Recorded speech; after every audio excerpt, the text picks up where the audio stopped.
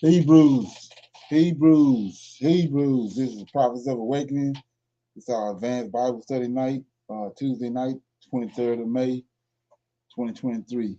We'll be dealing with the lineage of Nephilim in Genesis chapter 6, and how some examples of how they survived the flood, whether they did or didn't. Okay,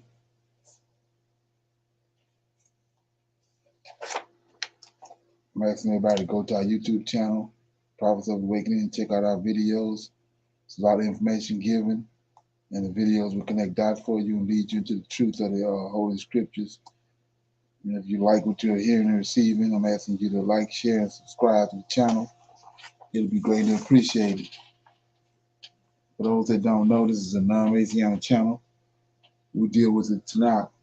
This is the Old Testament, the so-called Book of Remembrance, and the Torah, which is the first 5 books of the Old Testament that was given to Moses on Mount Sinai. Welcome to our advanced Bible study night. We're going to do our moment of silence, our prayer, Psalms, some current events, a little needed no information, and we'll open it up for some questions. Then we go into the topic, Genesis 6, the lineages of the Nephilim. Okay, so with that being said, the moment of silence is for the Lord of hosts and all that he's doing to bring about our prophesied deliverance in these last days. O Lord, righteousness and uprightness belongeth unto thee. Therefore we come before thee at this hour, seeking thy face and looking for righteousness and uprightness, that we may walk before thee as thy servants David, Solomon, Samuel, and Hezekiah did, that we may walk before thee in truth and in righteousness and in rightness of heart. For we desire to walk after thee, O Lord, and to keep your commandments and your testimony and your statutes with all our heart and soul, and to perform the words of the covenant that is written down by your prophet. O Lord, allow thy face to shine upon thy people. Hide not thy face from us, for we need you so very much at this hour. Peace be on you. Okay. With that being said, I'm going to read a psalm. Okay.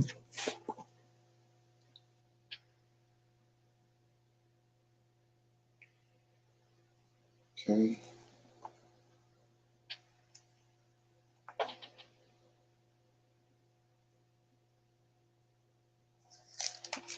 Okay.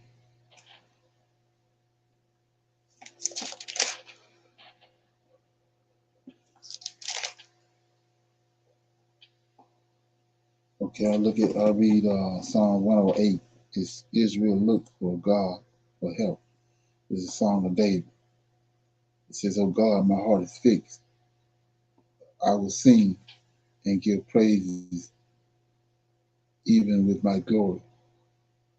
Awake, pastry and heart. I myself will awake early. I will praise thee, O Lord, among the people. I will sing praises unto thee among the nations. For my mercy is great above the heavens, and thy truth reacheth unto the clouds. Be thou exalted, O God, above the heavens, and thy glory above all the earth. That thou, beloved, may be delivered.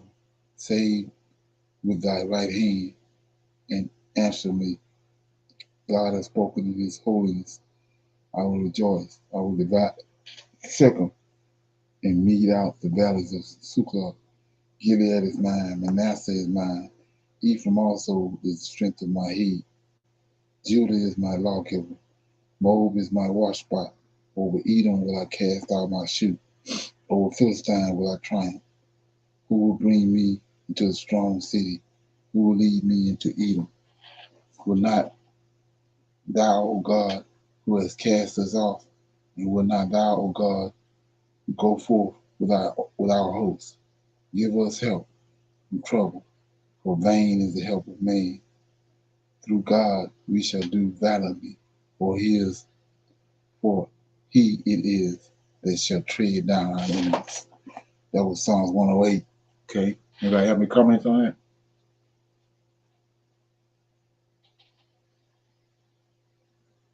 Okay, the song was Psalm 108. Israel looks for God for help. It's a song of David. Okay. Psalm and song, same thing. Okay. That being said, going to our current events.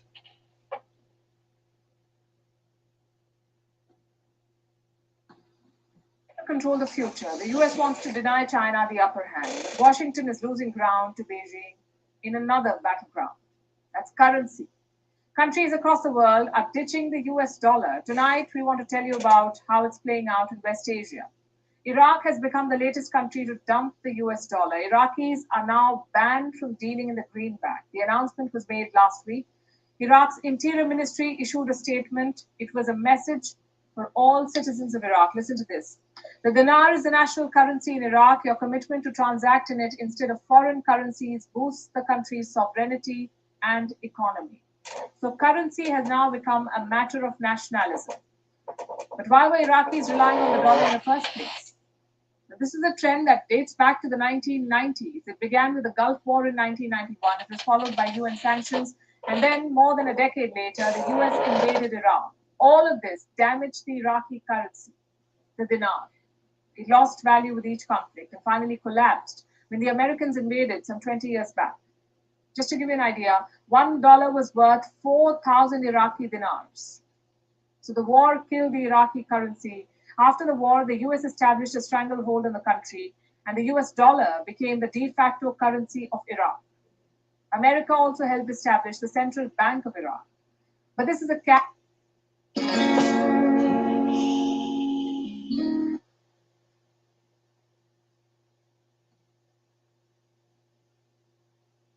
just 26% of Iraqi companies use a formal banking system, only 26%, about a quarter of them. And 98% of Iraq's companies pay their employees in cash. And since Iraqi dinar lacks value, the US dollar is used to make those payments. But the past few months have been turbulent. America has restricted Iraq's access to dollars. And why is that? To curb money laundering. Washington says dollars from Iraq are being funneled to Iran, Syria, and Lebanon. So the Americans limited the supply. This led to a cash crunch in Iraq. With fewer dollars to go around, the Iraqi dinar lost more value. Suddenly, people of Iraq had fewer dollars to use, so they jacked up the price. Officially, $1 was worth 1,460 Iraqi dinars, but on the street exchanges, it was selling for more than 1,700 Iraqi dinars, a single US dollar. You know what that means? When your currency is worth less, goods become more expensive, prices shoot up, inflation rises, and so does public anger. The same happened in Iraq. Citizens took to the streets. The government had to intervene. They decided to ditch the dollar and protect the dinar. Those still using the American currency will face tough punishments in Iraq, a fine of up to 1 million dinars. That's about $680. Repeat violations could lead you to jail. Businesses could lose their license. So Iraq's shift away from the dollar is out of necessity. It also shows how America controls the country 20 years after the invasion. It can cause economic havoc just by limiting the flow of dollars. Iraq's neighbors are watching all of this and exploring alternatives for themselves. In other words, they're all exploring de-dollarization. Last year, Saudi Arabia made an announcement. It would sell oil using different currencies, like the euro and the Chinese yuan. Earlier this year, the UAE began talks with India to settle non-oil bills in Indian rupees. Since 2021, the UAE has been part of a pilot project too, a project run by the Swiss Bank for International Settlements. This is about making cross-border payments. It may allow nations to bypass the US dollar. Thailand and China are also part of this project. Long story short, every country worth its salt is looking for alternatives, and the writing is on the wall for the US dollar. It is losing ground.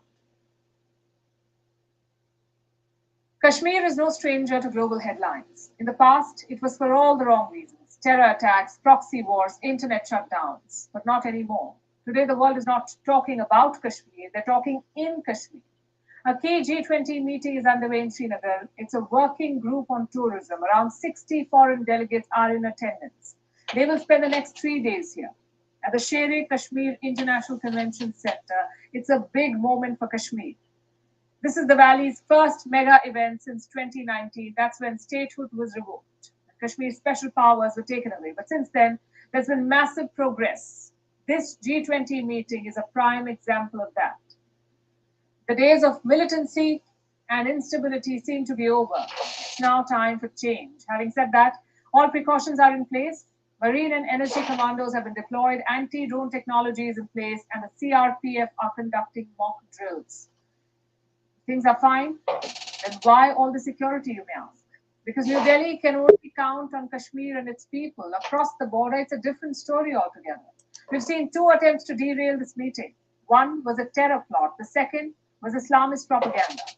Let's deal with the first one first.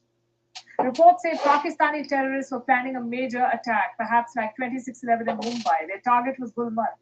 G20 delegates were expected to visit the ski town later this week. It was part of their 3-day itinerary.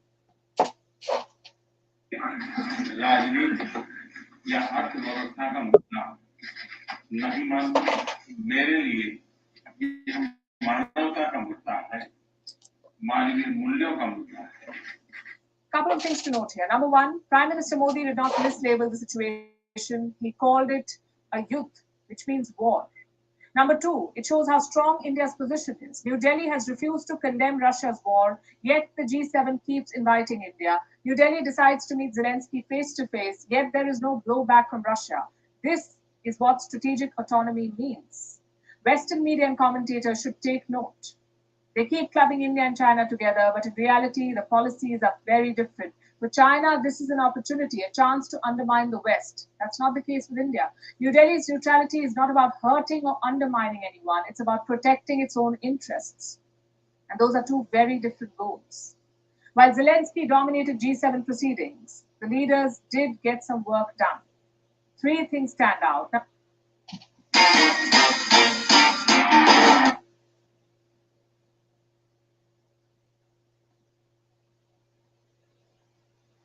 Economic coercion.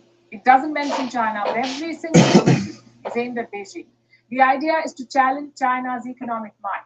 How? By using alternate supply chains, by imposing multilateral export controls, and by partnering with emerging economies. The US already does this, but now Europe and Japan are also joining. They're creating a separate body to implement this plan. Number 2, the nuclear declaration. Remember, this summit was being held in Hiroshima. So the theme of nuclear weapons was prominent. The G7 leaders agreed on reducing nukes. They also committed to the ultimate goal of eliminating all nuclear weapons. It sounds impossible, I know. But the idea is to also send a message to Putin that nuclear weapons is the red line. And fine.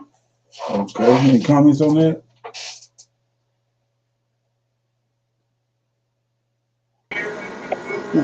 Not yet. Okay.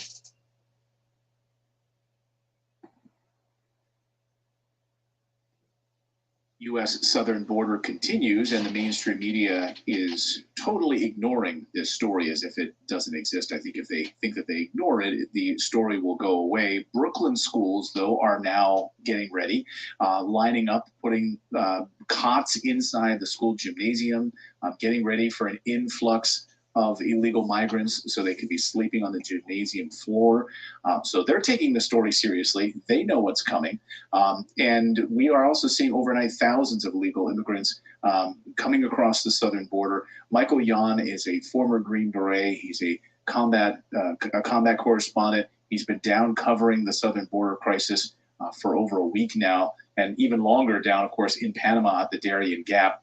And Michael is joining us now. He's been up all night.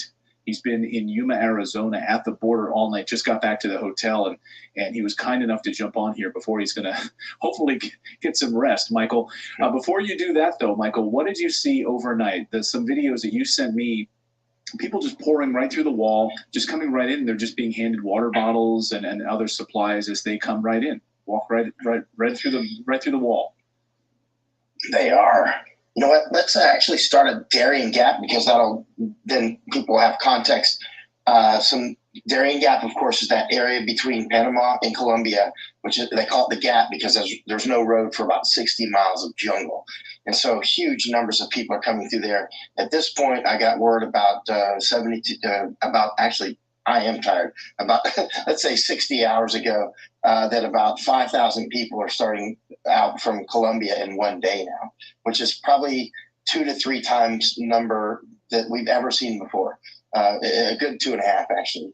So, and I saw this coming. I've been saying it the last time we were on together. I think I mentioned this, that flash to bang. I think we're going to see a flood in Darien, and look, it's actually happening. And so and those now people will about hit America. So that's the beginning point, or one of the beginning points, and that's about to hit our border. Sure. They'll be, many of them will be in the United States within 2 weeks. Now, about 4 days ago, about 160 were killed in the Darien Gap. They were, we talked before about flash floods. They will tend to sleep beside those rivers because it is triple canopy jungle. It's quite rough out there. So the only kind of halfway decent place to sleep for a city slicker that doesn't know about flash floods and rainforest is by the riverbank. And so those bodies get washed down the river, wrapped in their tents. Often the ones who are quick enough will cut their way out of their tents. This happens year after year. Some think about it, they cut themselves out. Others don't, and they go downriver. And so about 160, about 4 days ago, I would say. Yeah, I saw the videos, and they're awful, awful videos. Just bodies laying all throughout the rivers, people stumbling across these bodies. That's what's happening. I mean, that's what's happening in Panama. So now in the United States, you're in Yuma, Arizona. You've been at the border all night. What are you seeing now from that flood of migrants coming up? What are you seeing overnight and over the past few days? You were in Texas at that border. Now you've moved to Yuma, Arizona. Right. I did Texas border again, and then New Mexico. And actually, just maybe 48 hours ago or so, we were right on the border wall, and a bunch of people were crossing in broad daylight. And one guy had a rifle, actually, very close to us on the Mexican side, but he was right next to the border. It looked like an M16 or an AR-15, but it was like, yeah. So we told some border patrol just about a minute or so down the road, and they're like, oh, no, they point rifles at us all the time. Okay, and you allow that to happen? I mean, they were pelting us with rocks at the same location the night before. I mean, big rocks. We almost got hit. This is New Mexico. Border Patrol had just detained a few people and were searching them and that sort of thing, had them sitting on the ground. One was standing up getting searched, and boom, rocks started coming over, almost hit Anthony Rubin, who was with us, and just very close. And Border Patrol taking cover behind their vehicles and pushing the detainees very quickly into the van and rushing off. I took cover behind the Border Patrol van. Michael, which is you last night were filming as these individuals are coming across the border. They're just being handed water bottles as they walk right across. Here's water for you. Here's water for you. Here's water for you. And then also you sent me separately photos of debit cards that these migrants are being given as well. So these debit cards that are filled with, I don't know how much money that they're being given as they come across the border as well. Can you talk about that? Okay. Anybody got any comments on that? I heard, oh, Shalom. What I heard was weeks prior to the 42 ending that they rounded up thousands of migrants before the 42, law thing was over with. And so that's why it's like fewer. They're making it seem like it's so much, but they have loaded them up. And that's why they're in New York and places like that and going to those places because they already pulled most of them that they could get up from out of there. Okay.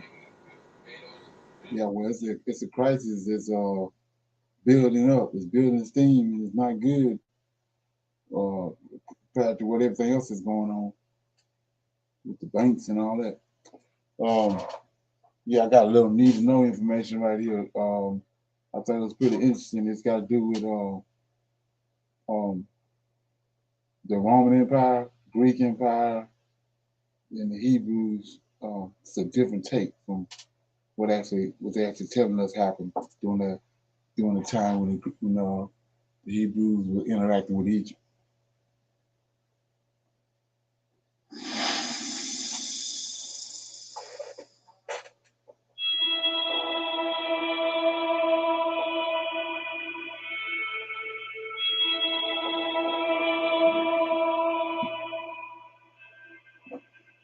The Greeks, they set up Alexandria in the Alexandria Library, where they took all the information from the interior of Africa and brought it there. And so people could still read the Medu Neter, the Bible, the Torah, the Jewish books. All of them were created during this time period when the Greeks were ruling. You have to understand. So that the whole Exodus, all that was written supposedly almost 2,000 years after it happened. Okay? And their real persecutors were in Canaan. It wasn't even in Egypt. They were persecuted and driven out of Canaan, not Kemet. In fact, during Tahaka's time, Tahaka went to Israel and saved the black Jews. The Persians was going to exterminate their seed off the planet. And the Kushite army came there, defeated the Persians, kicked them out, and saved the Hebrews' existence. So we shouldn't be battling with Hebrew Israelites. We're all one person. They owe their whole doctrine to us. And we say dua to y'all. Y'all want to be Hebrews, fine. But you shouldn't be at war with the people who are from Kemet. Okay, all right? So I just need people to understand that connection there. And so now when the Greeks come to an end, and the Romans just engulf them and become them. In fact, the Romans became the new Hebrews also. The Romans exterminated most of the African Hebrews and accessed their wealth. And the Romans will now close the temples permanently in ancient Kemet and make Medu Neter outlawed. So when the Romans took over, doors closed, Medu Neter no longer spoken, temples outlawed. In fact, some of those Kemetic temples now got turned into Christian churches. And so the first Christian churches, they weren't engineers or architects like the ancient Kemetic. They just occupied the temples and put Christian crosses up. When I take people to Luxor, I show you where they plastered the walls and drew Christian saints up there, and stuff like that. But they didn't make it. They just took the Kemetic temples and converted them. So that was happening during this time period of 1000 when the Romans took over to 300 when the Romans totally took over.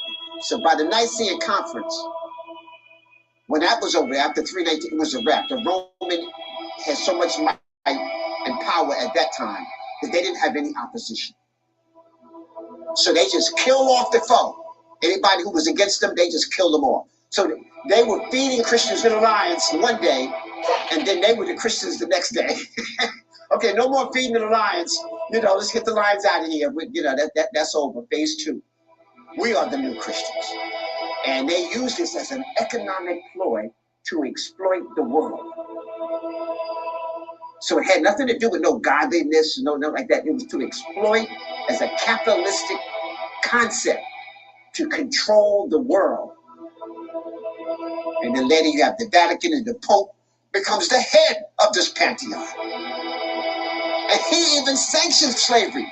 The Pope blessing them to go out and get Africans and give them the charter. Yes, you can take Africans from this side, Spain, you take it from this side, you take it from that side, and I give you the blessings. And let me just make this tidbit right now. The Europeans even learned who the Greek philosophers were from the Moors. When they ruled Spain and all of Southern Europe there, they set up the first universities and college. Europeans came there and studied, and that's when they found out. So the Moors told them about the Greek philosophers and stuff like that. So that's where they even got the names from. Europe went through their Dark Ages. The Dark Ages is when they got severed from the Eastern world. So they didn't even know nothing about these people. And let me say this, the Greeks and the Romans didn't want anything to do with the Picts, the Germanic tribes, the Anglos, the Saxons. They looked at them, they said they were so backwards that they didn't even make good slaves. And so at this point, you got a conversion here. During this time between 1,000 and 300, a whole lot of changes is coming. We're creating a new God. We have to get rid of the old guard, so we got to destroy a lot of people. We got this conflict of, Judaism and all that, so we got to get rid of them. But now we can use that because they're the traders. They control commerce. So the Romans take over that and become the new converts. So that's the first real converts of Europeans becoming the Hebrews. So you got the Canaanites, but a large portion of them is black. And then you got the Romans and the Greeks who convert to Judaism. And then later you got the whole Russian thing, the Khazars and all of that, during the Holy Wars. They're just pagan people, right? And pagan just means not Christians, not, so. Okay, so they don't have no real religion. They become Hebrews because they want to get into the trade. They're selling to both sides. They're selling to the Christians and they're selling to the Muslims. So they're in between. They become Hebrews. They're just moderate. They're the last converts. They don't have nothing to do with the so-called biblical Hebrews. Okay, so the Romans convert over and some of the Canaanites convert over to Judaism. And a lot of the blacks were exterminated during this time period here. So I need people to understand this area of Iraq, Iran, Sudan, what they call the Middle East. That terminology was just created during European War I and European War II.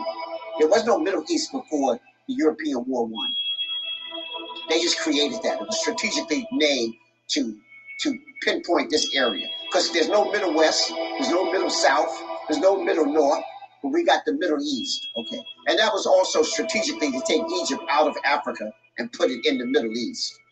Okay, so control all of this. Okay, any comments on that?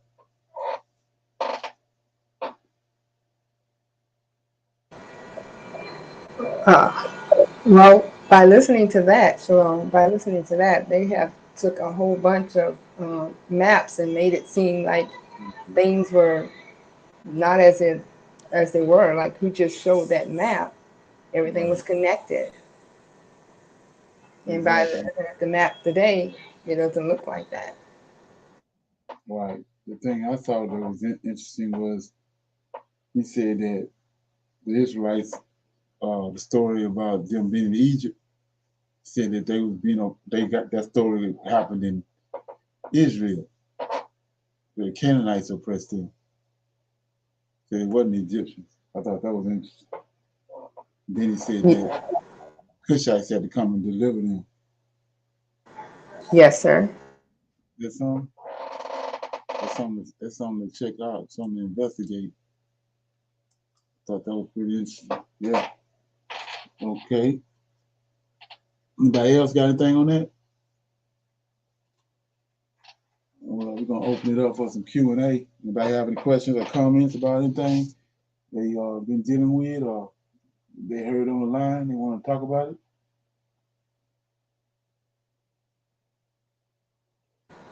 Shalom. By us speaking the last time about gold and how the money is losing its value, and so I was looking, and you did mention Massa Musa and about that gold, and I did mention how Churchill wanted to change it to, the currency be gold. There's not enough. I don't think enough people can afford to acquire such gold to do transactions as buying and selling, today's time. Well, it's more or less to put back for whatever they got planned, whenever it finally come to fruition. It's to store it up, store up what you can, because all the monies that around the world is gonna, when the dollar goes, a lot of other currencies gonna go too. It's gonna end up like it started out with gold. It's not buy it and start spending it is to buy it and save it for when hard times come. I mean, that's the people that's in the know. They know what's getting ready to happen. If you don't have no recollection of what's getting ready to happen, you know, you're not gonna see what's going on. You're not gonna you take no steps. So would that Bitcoin be a part of it, or Bitcoin is not actually gold? Well, I mean, Bitcoin you could, but to from my understanding of it and my observation of it, it's better to deal with the gold and silver. But I mean, you know, if you have money that you can invest in some bitcoins, you know, then you can do it. But the smart thing to do is to deal with the gold and the silver, the metals, Test 1 2. right? Yeah, deal with the precious metals. Okay, that's it. For now, yes, sir. Yeah. Anybody else have any questions or comments about anything you want to talk about? Okay, let me play this right here. This is I thought was pretty interesting. It's about uh, did the Nephilim survive the flood?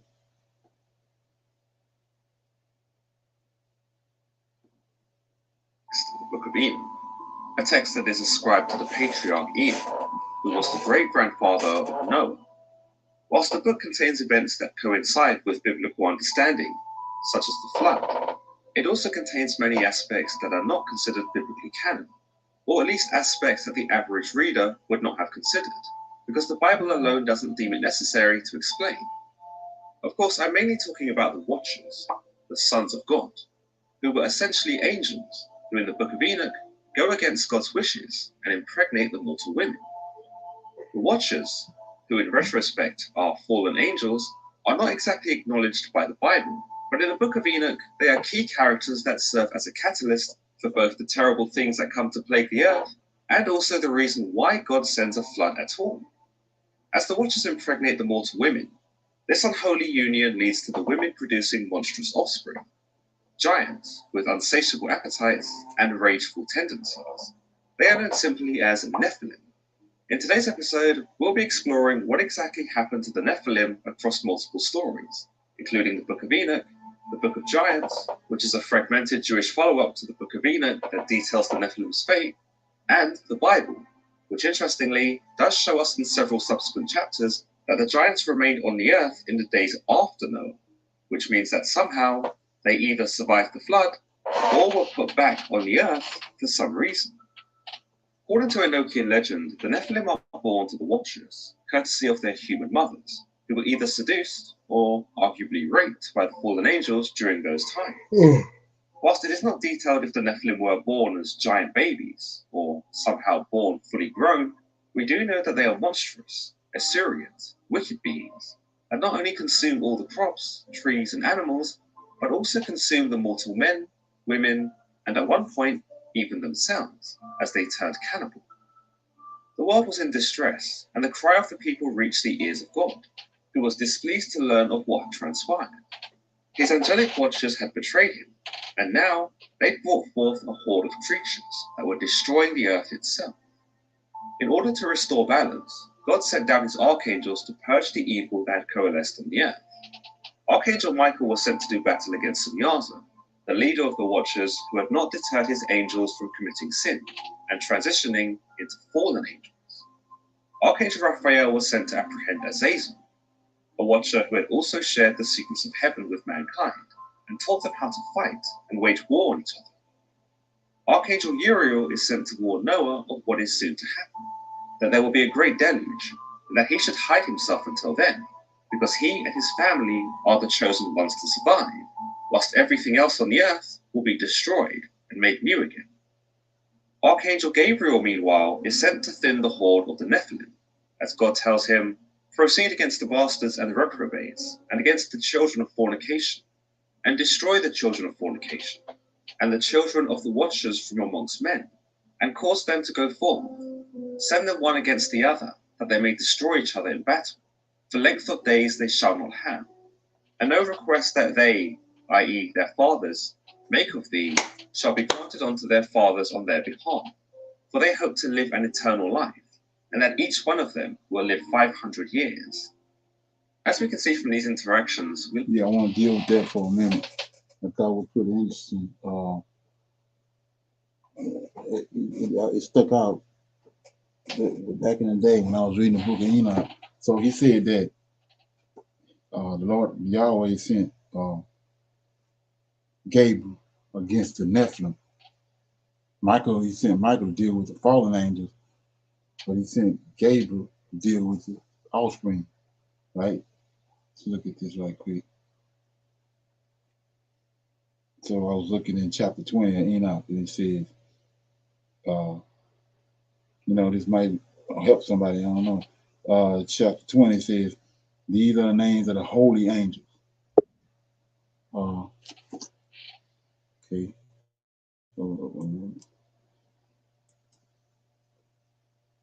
Say, these are the angels, these are the names of the holy angels, which watch. Uriel, one of the holy angels, who is over the world and over Tartarus. Notice the being that's over Israel that keeps saying he's holy. So it's one of these holy angels right here. It's only 7 of these holy angels. Say one of the holy angels who is over the world and over Tartarus. Raphael, one of the holy angels who is over spirits of men. Raguel, one of the holy angels who takes vengeance on the world and on the luminaries. Michael, one of the holy angels, to wit, he that is set over the best part of mankind and over chaos. So the best part of mankind will be Israel. That's another witness right here who's over Israel. So it says, Michael, one of the holy angels, to wit, he that's set over the best part of mankind and over chaos. So that's Israel. Then Serquel, one of the holy angels who is set over spirits, who's seeing in the spirits. Then here we go right here. Gabriel, one of the holy angels who is over paradise, then the serpents and the cherubim. So we see right here in this particular video right here, Gabriel was sent to deal with the Nephilim. Like I said, you go back and you remember the stories dealing with Enoch. But before Noah even came, those angels came to Enoch to get Enoch to, they requested Enoch to come and talk to them because they wanted to get Enoch to petition for them. So they didn't want to deal with the Lord of hosts. They went and got Enoch to petition for them. Okay. We learn quite quickly that whilst the Nephilim did run riot on the earth, their days were numbered. I'm going to let you in on the best time of.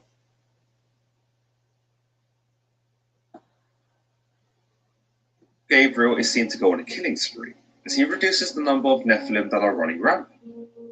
Any that he Gabriel went on a killing spree. He went berserk on his Nephilim. manages to miss are taken care of by the flood, which God sends to destroy all life on earth, except for Noah and his family. Now, whilst all the giants do drown in the flood in this story, we are told that their spirits survive, and that from then onwards, they would be known as evil spirits that dwell on the earth. Of these spirits, God tells Enoch, and the spirits of the giants will afflict, oppress, destroy, attack, do battle, and work destruction on the earth, and cause trouble. They will take no food, but nevertheless hunger and thirst, and cause offenses. And these spirits shall rise up against the children of men, and against the women, because they have proceeded from them. So indeed, the physical giants are destroyed, and they can no longer consume the landscape of the earth. They can no longer terrorize mankind, nor can they go about their violent rampages. For all intents and purposes, the reign of the giants ends here. But as God tells Enoch, they do remain on a spiritual plane, where they can oppress, destroy, attack, and work destruction on the earth. Arguably, they are not dead at all, considering that in their spiritual form, they continue the exact same behavior that they did when they were physically living. So in this aspect, you might say that the Nephilim did survive the flood, just not as they had originally intended. We do know why God keeps the Nephilim alive in this capacity, and that's to apparently punish mankind for their involvement with the Nephilim's production and for the events that had transpired. The men, as we learn from the Enochian legend, had fallen for the Watchers' knowledge and lapped up the secrets of heaven that the Watchers had revealed, whilst the women had allowed themselves to be seduced by the Watchers, assuming we go with the idea that they were seduced and not taken against their will. In effect, God kind of blames mankind for the Nephilim too, so he allows the Nephilim to live in their spirit form to punish mankind for their transgressions. These events coincide with the apocryphal Jewish book, the Book of Giants, though of course in this story, the perspective is shifted to that of the Nephilim.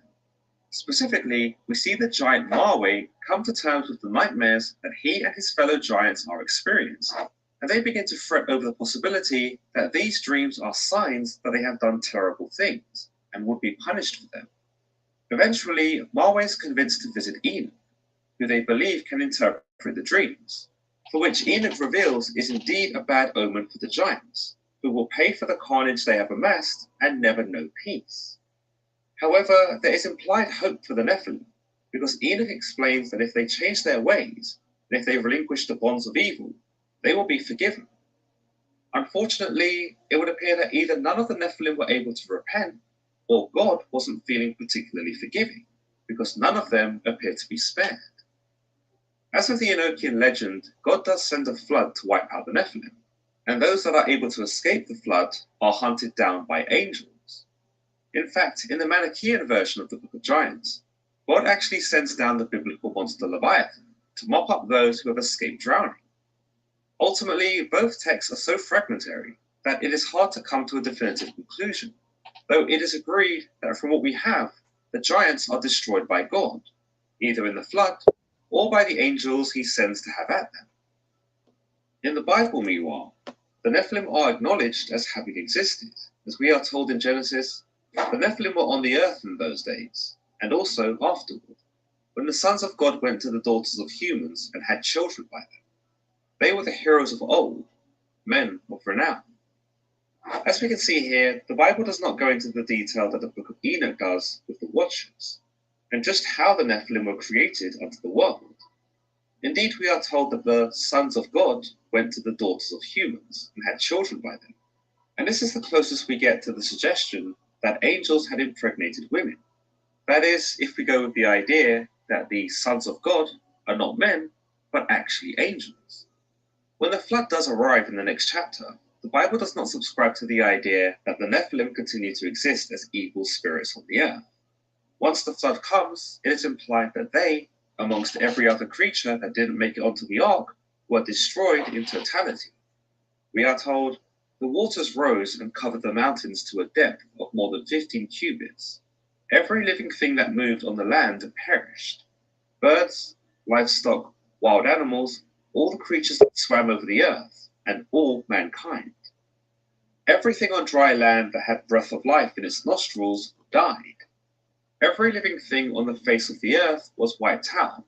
People and animals and the creatures that move along the ground and the birds were wiped out from the earth. Only Noah was left, and those with him in the ark. So with this in mind, it should be pretty much guaranteed that we'd never see the Nephilim again, right? Well, not exactly.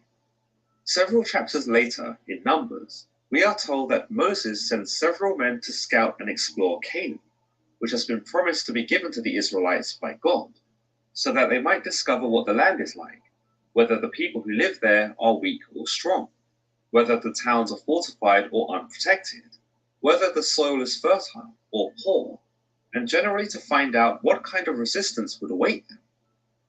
Now, the scouts do go out across Canaan and learn many things. They find fruit of the land. They find milk and honey. They research the people who live there, the Canaanites, and find them to be very powerful, who live in cities that are large and fortified. But there is one discovery they make in Canaan that they probably wish they hadn't. The Nephilim had seemingly returned. The scouts report to Moses, "We can't attack those people. They are stronger than we are." And they spread among the Israelites a bad report about the land they had explored. They said, "The land we explored devours those living in it. All the people we saw there are of great size. We saw the Nephilim there. The descendants of Anak come from the Nephilim. We seem like grasshoppers in our own eyes, and we look the same to them."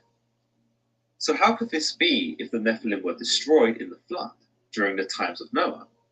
A simple, albeit baseless idea is that the flood wasn't as thorough as we are led to believe, and that perhaps the Nephilim were able to navigate the turbulent waters and somehow find their way to dry land once the water levels reduced.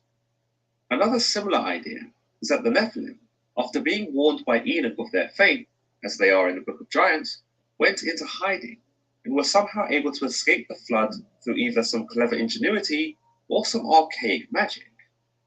Of course, these ideas seem two-dimensional and lack any real substance that is really convincing. They're more akin to those bad Star Wars movies, where somehow Palpatine returned, and likewise, somehow the Nephilim returned too. So how do we come up with a more legitimate explanation?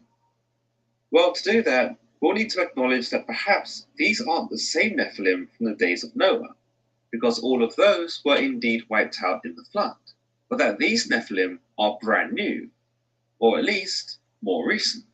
If we assume that these more recent Nephilim were created the same way that the originals were, then it might be suggested that there were other fallen angels who had fallen into the same trap as the Watchers, and had come down to Earth to lay with the mortal women.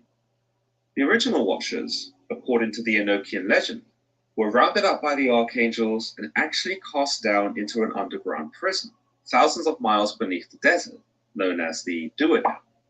These angels, according to the legends, are said to still be there now, where they undergo great suffering and torment for their open rebellion against God, and for their infringement upon his rules. As the events of Numbers take place many years after the times of the Watchers, or the sons of God, it can be assumed that these were also brand new angels who had fathered these Nephilim, those who evidently did not learn from the mistakes of those who had come before them, or perhaps didn't know about them altogether. Another idea here is that indeed the angels, regardless of their time of existence, did know about the folly of the Watchers, but that they were still unable to resist the temptation of mortal women. Hence why Nephilim are reported as As a small business owner, are you tired of seeing your business held back because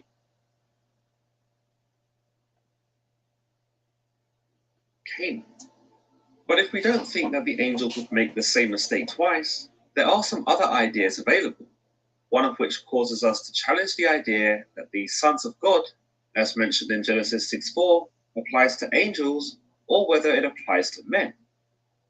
Now, if men are actually these sons of God, then men are the ones who bring forth the Nephilim by sleeping with women.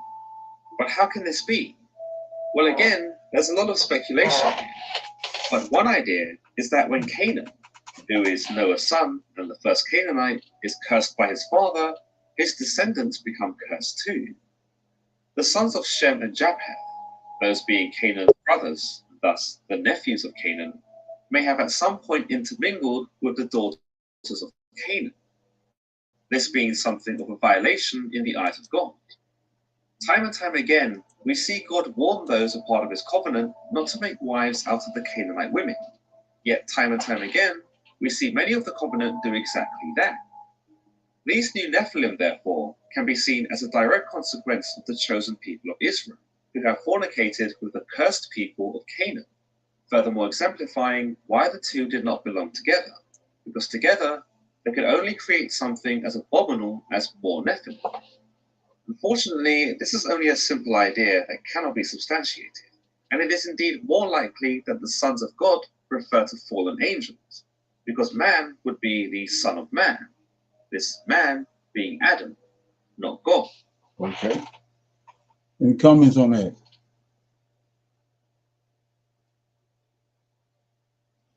How did the giants, how did the Nephilim get over through the flood. Anybody have any comments on what they heard? Shalom. I heard that some of the giants were, you know, when they messed with the sea creatures, they went under. They were able to be underwater also, along with all the rest of the sea creatures. Okay.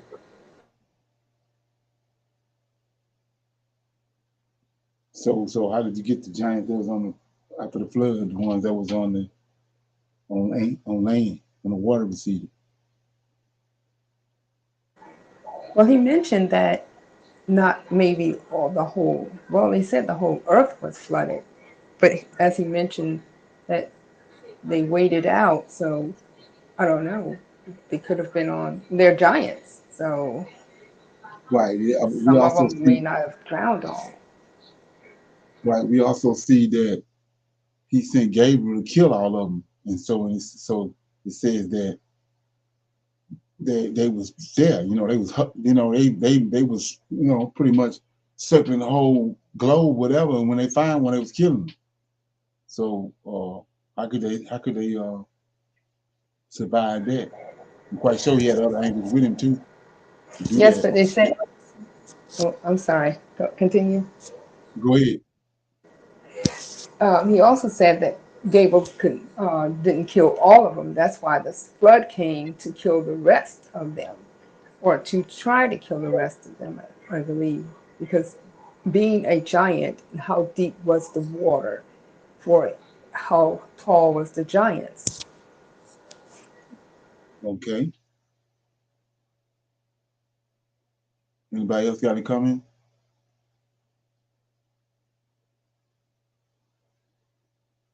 Yeah. So when you go back and look at that and rightly divide it, you see. First of all, we know that those giants was violent, right? The giants and Nephilim was violent. So why are they violent? Because the fallen angels was violent. Once they was violent. They got that from like I said, the angelic beings mixed their DNA with humans, so they were violent. And we know that because Cain was violent. The first thing he did was kill his brother Abel. So they're violent. So when it says in Genesis chapter 6, let's look at it. It says that in Genesis chapter 6,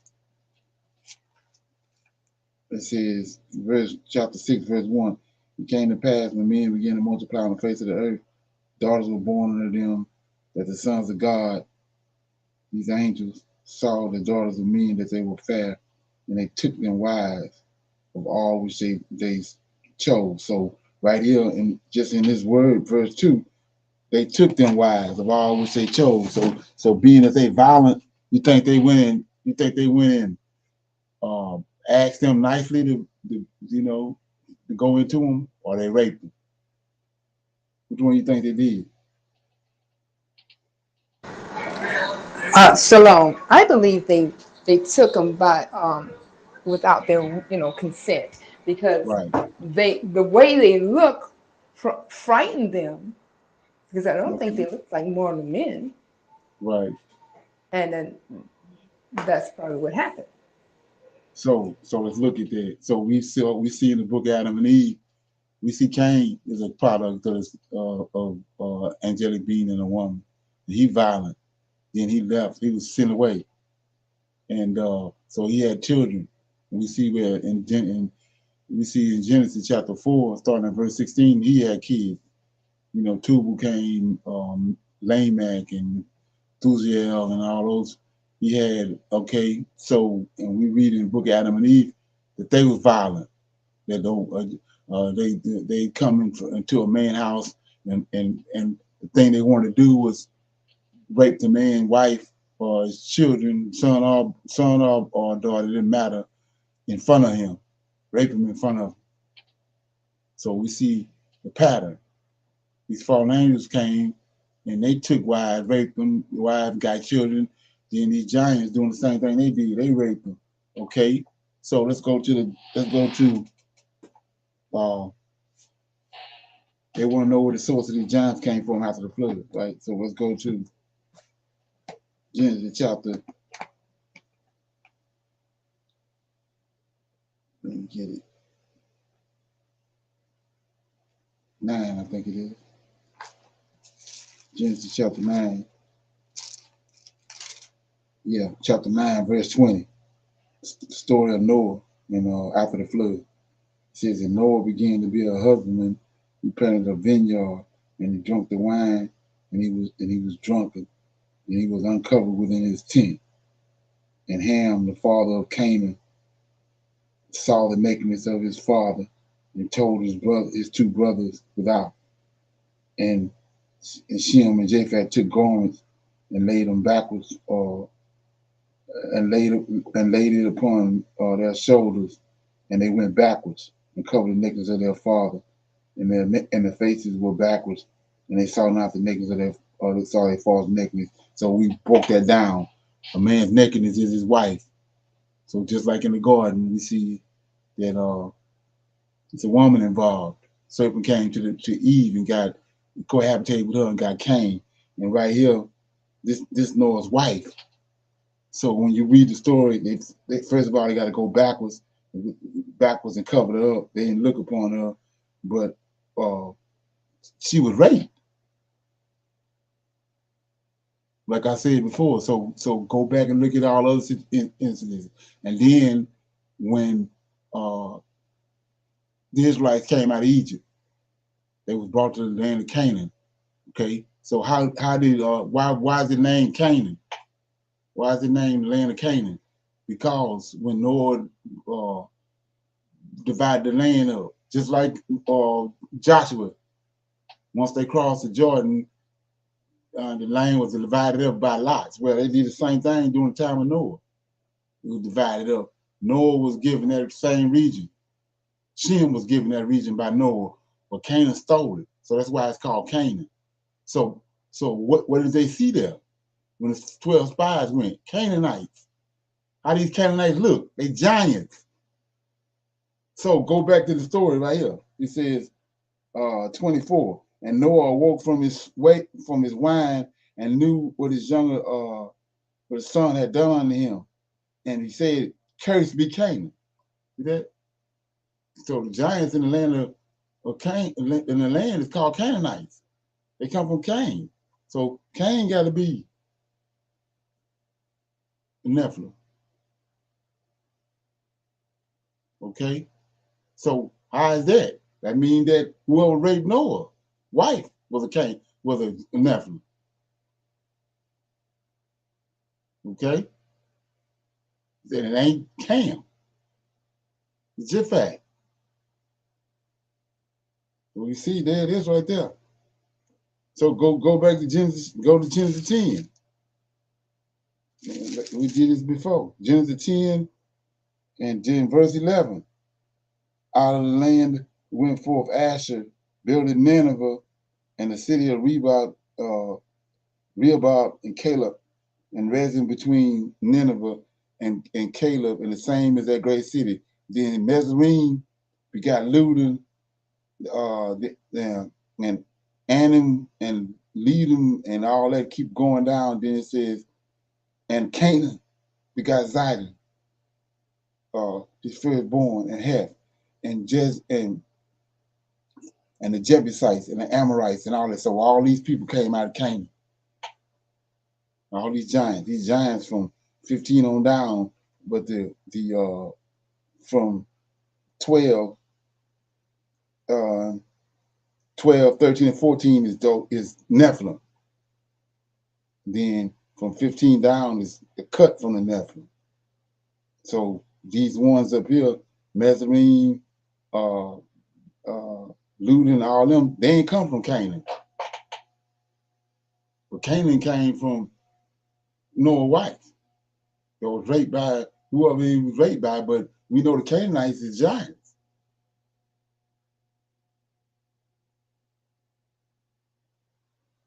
They're not as big as the Nephilim, but they giants. They got their DNA in them. So whoever Right. it is raped Noah's wife had angelic DNA. So Cain descendants. He told him to get a male and a female from all flesh.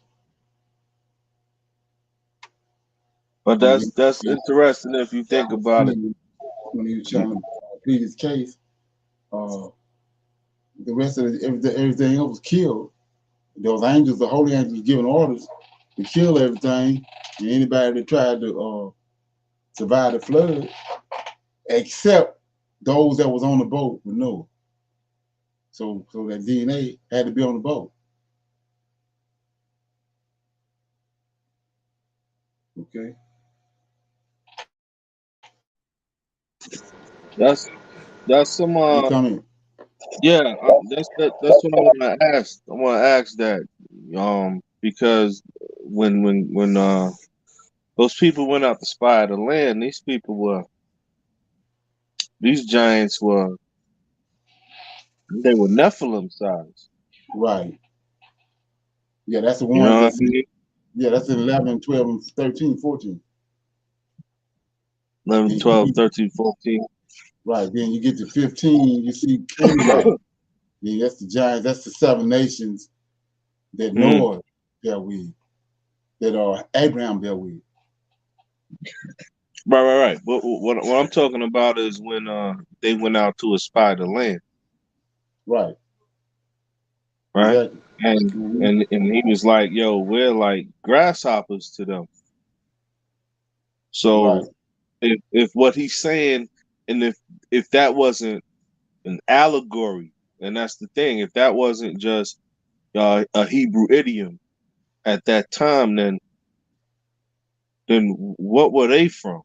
If they were that humongous in those people's eyesight, like you brought out a while ago, that these people, they had giant grapes. They had grapes the size of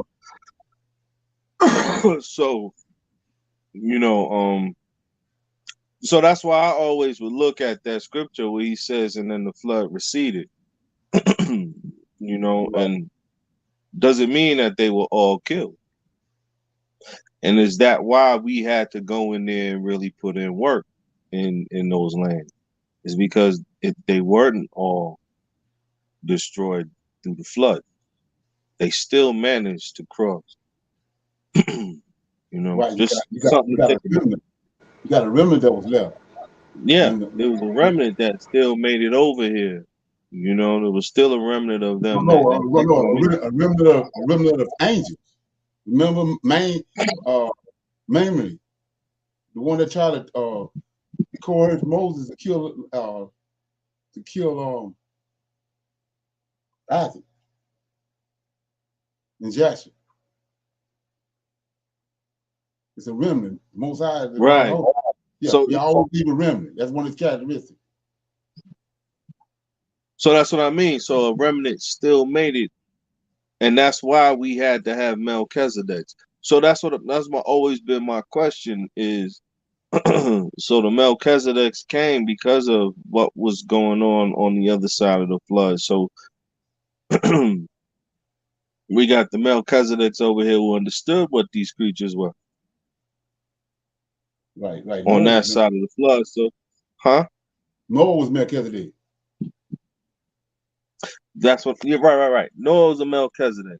Noah came on this side flood, right? So, if when the sea subsided, is there a possibility that they still? That's what I think the sister was asking. Is a possibility that a remnant of them still made it over here on this side of the flood? Not through DNA and through being on the boat and anything, but did they just make it over here? Did they just make it after everything receded? No. If when you go back to the serpent in the garden slept with Eve, that's what these then when you get to Genesis chapter 6, that's what these angels came down to. It was a member of Satan, Lucifer, and a group of angels cast out with him, but he the only one showed up in the garden. But the other ones was watching. They was there. They watching. So when the man began to multiply, when a lot more women came, That's when they came out in 6. Start sleeping with women. We know Cain, a male and a female from Cain was put on the boat. They still dealing with that same lineage. They still dealing with that same lineage after the flood because Japheth raped Noah's wife and got Canaan. Right. So they still feeding off the same seed line. They still feeding off that same seed line. All right. That's true. Yeah, I see. I got that. I got that. But Enoch was already right being an intermediate for them angels that already knew that they was through. So what did them angels possibly teach their children to know what's coming for them if they know that they was gonna be and they needed Enoch to be their intermediary? I'm pretty sure that they was intelligent and wise enough to tell their children, y'all might want to prepare because he's going to destroy all of y'all. Yeah, they did. That's what was in the land of Shinar. They wrote it down on stone. That's what Nimrod was tipped off to. That's why he was looking for it. He went to the land of Shinar for a reason. All the information before the flood was etched in stone in Shinar. That's why he went there. That was their way of keeping it going. They wrote it all down before the flood. Right, and that's what I mean. So we had a Melchizedek, right? Noah, right? Mm-hmm. Who was Japheth? Japheth was not a Melchizedek. No, Ham was not a Melchizedek. No, Japheth is from Cain's lineage. Right, and they all came on this side of the flood, and they all lived hundreds of years, the same way Noah and Shem did. Right. So these people, they don't have a knowledge of Yahweh. Right. But they still was living. They still was living. Yeah, but they don't have a knowledge of Yahweh. Right. Melchizedek has a knowledge from heaven, and he's dealing with the angel. Yeah, that's why he Melchizedek. We was reading in the other books the other day where they had another name for Cain's descendants, the one that was in charge of Cain's descendants. But he possessed wicked knowledge and sorcery and combination of all the knowledge of fallen angels that came and gave those women before the flood. Yeah, those are the transgressors and the wicked. Right, exactly. Right. But Melchizedek is a teacher of righteousness. It means that he got the knowledge he got was downloaded to him from heaven. When these 7 angels.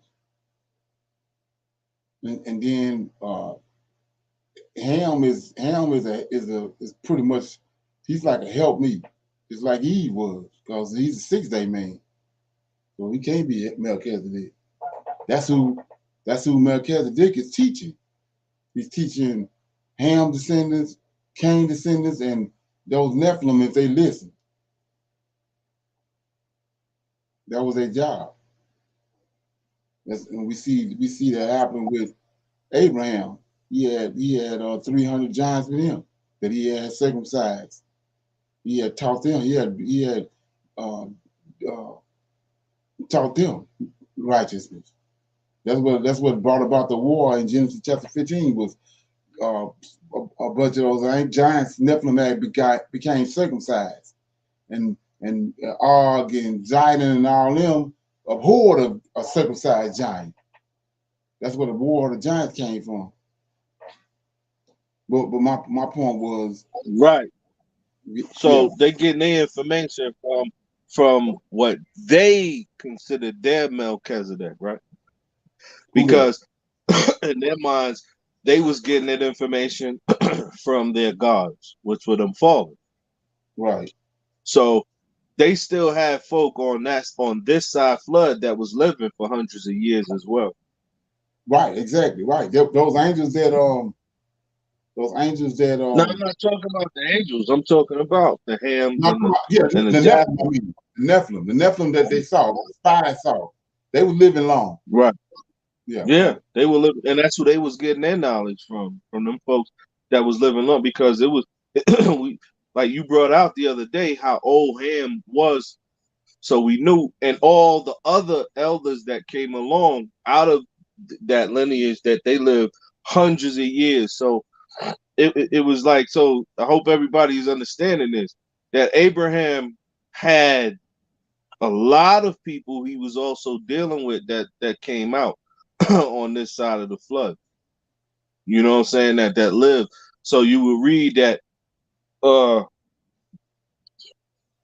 Shem lived such and so hundreds of years, right, on this side of the flood. So it was estimated that Shem was 450 years old when he met Abraham, when Abraham was born. You know, so it's just things like that. You know, so on this side of the flood it's an interesting concept that's not really put out there for people to understand. So Japhet also obviously lived hundreds of years as well, and then Ham also lived hundreds of years as well, past the time where the whole earth was separated. So that's a better understanding for people to understand why these folks would still revere Japhet, and why Ham is so intelligent when it comes to operating that land of Africa, and why, like, you may have tribes like Dogon. If any of y'all know who the Dogon are, who are connected with the star Sirius, the dog star, and all of these types of things, because to them, those people were their Melchizedeks. So from the Dogon, that's how you end up with the Egyptians, you know, doing what they do, and then Japhet, you know, look at what they've been doing. That's all I'm asking. Like, so were they all, like, they spent hundreds of years over here as well, and then they still had giants in the land at that time. So the connection of all of that, it has to be connected, in other words. Right. Yeah, like I was saying, they want to know the source. The source is Canaan, because Canaan, the Canaanites are giants. So that means that when Cain got DNA, got Nephilim DNA in him. So who Cain's father is? Japhet. Can't be Ham. So that's how you track that. And then that's say it again. I was in the Matrix right quick. Say it again, brother. Canaan, when Noah cursed him. Noah cursed Canaan. Then Canaan went to the land of in the Middle East is called the land of Canaan because of Canaan. And so when the Israelites came there, they saw giants there. They Canaanites. So that pinpoints the angelic DNA right there. It was in Cain. So whoever fathered Cain was a Nephilim. So Japhet the one raped Noah's wife. Because for Noah to curse Canaan don't mean, because he cursed him, he was a Nephilim. That made him a Nephilim. The Nephilim DNA has got to be inserted into the woman. It ain't cursed into the woman. So that means Canaan had to all from, when you look at Genesis chapter 10, that whole from verse 11 to 20, them all giants, and they Canaanites. So that means Canaan had Nephilim DNA in him. That's a source. But Canaan, that's a source how they got over the flood. Say that again. That's the source of Nephilim DNA getting over the flood. Canaan. Okay.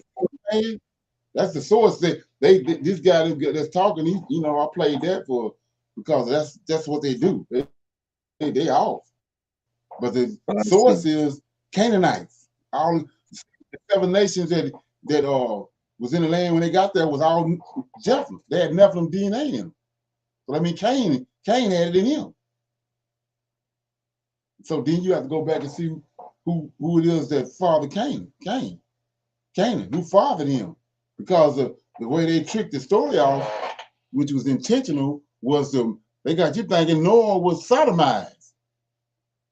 But when you understand that Noah's nakedness is his wife, that's his wife there, and then she was raped because of the way they backwards and all that. Yeah, she was raped, just like the angels did. I'm above that. No, I'm above that. It's just that, like what you just said,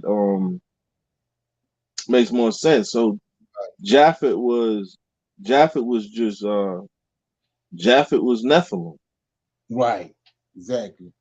And he was and that's how. Go ahead, sir. No, go ahead. He said, I was just saying he the one that's cursed. He the one that. And that's why Canaan is cursed.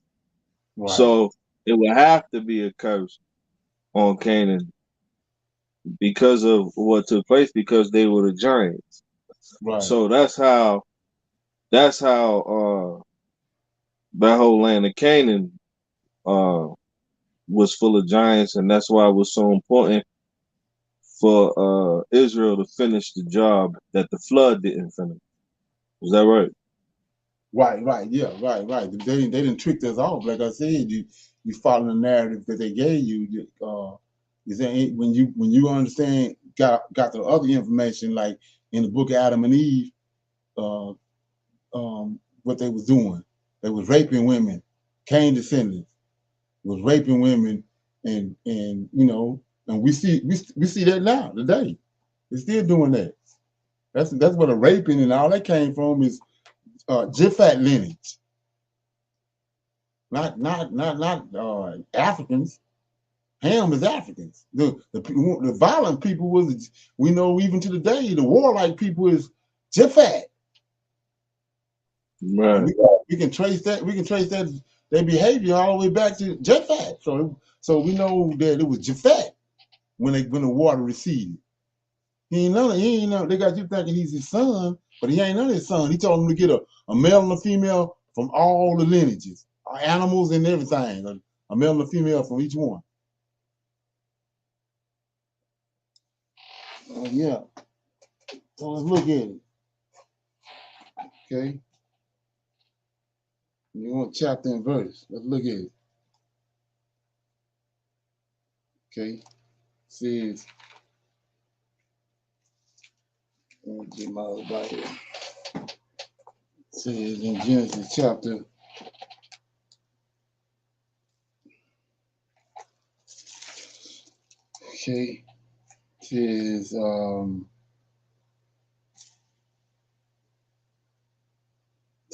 7. And the Lord said unto Noah, come thou and all thy house into the ark. Okay, now here go up here. 17, 6 and 17. And behold, even I do bring a flood of water upon the earth to destroy all flesh, wherein is the breath of life from under heaven and everything that is in the earth.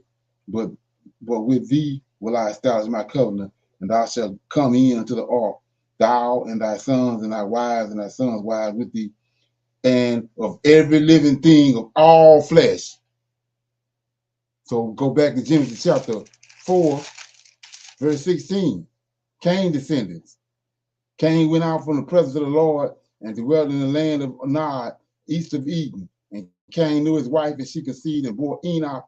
And he built a city and called the name of the city after the name of his son Enoch. And under Enoch was born Irad. There go Cain's lineage. So all flesh don't include Cain's lineage?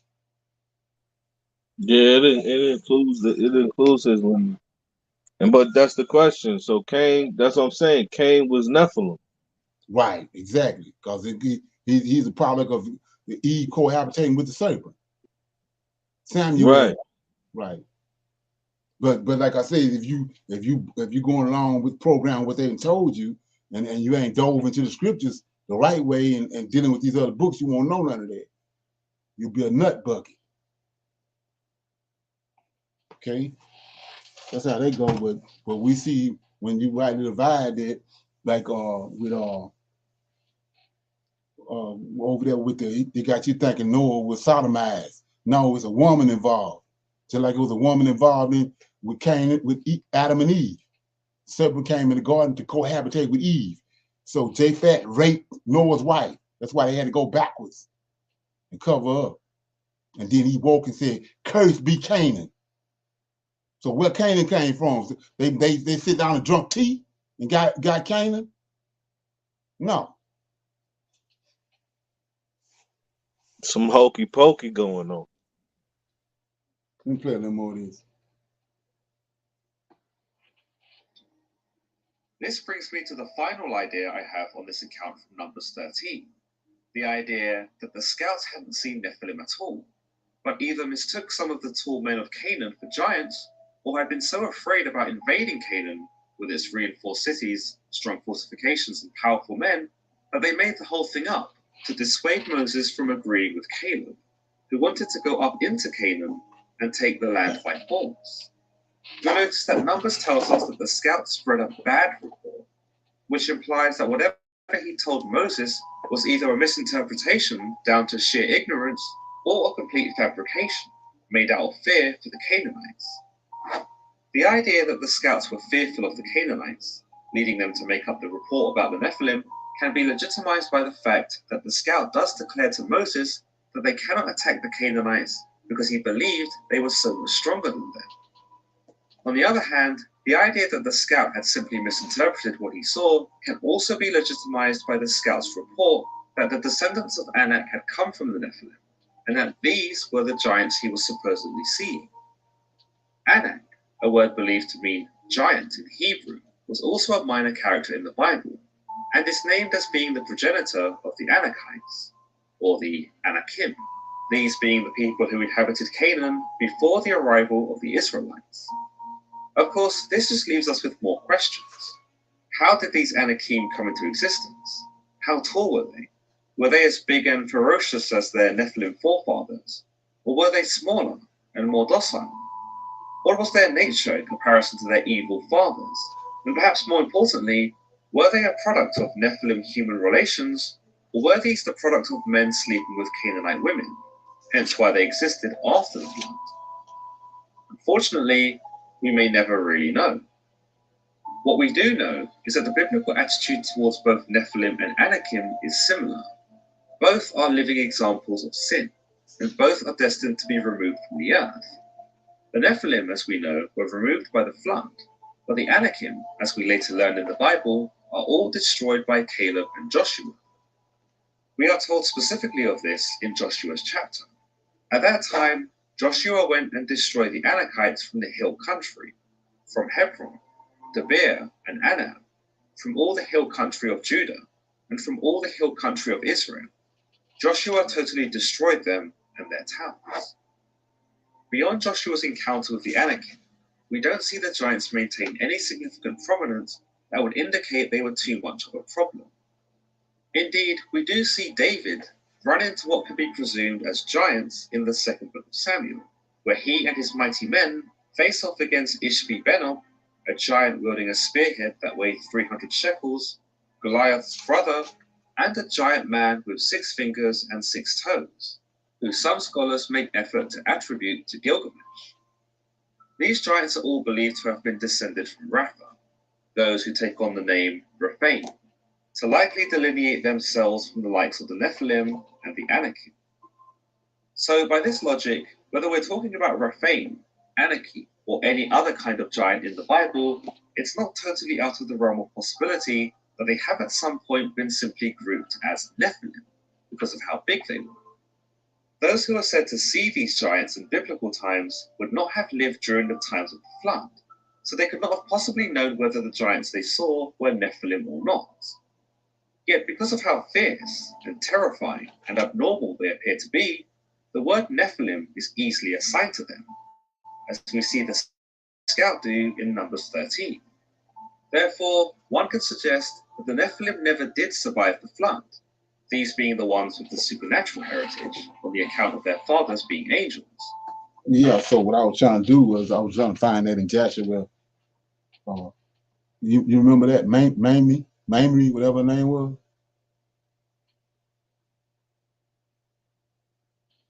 Remember that when the angel that was trying to they tempted Moses, tempted Abraham to try to sacrifice Isaac. Mamre. Remember that? Do you remember reading that in Joshua? No, I don't remember reading that Right. in Joshua. But this is what he's talking about is the same thing that I was stressing when we speak about Hebrew idioms. Right. So when they went and saw these people, when they went to spy the land and just saw that they were giants, right, they compared them to the Nephilim that we know was destroyed in the flood. That was the point I was making.